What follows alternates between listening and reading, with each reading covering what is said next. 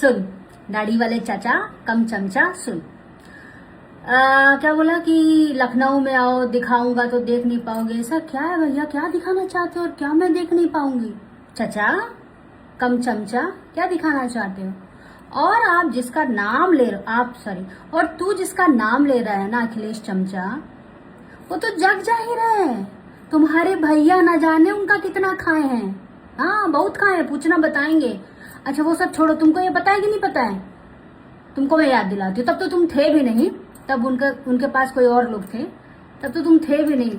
याद करो बांगू नगर का ऑफिस, जब भौजी आपकी भौजी अचानक से अटैक कर दी थी बांगू नगर ऑफिस में, भैया पकड़े गए थे किसी हीरोइन के साथ में। पता है कि नहीं पता है? अब जाने दो, मेरा भी मुंह मत खुलवाओ ना, मत खुलवाओ।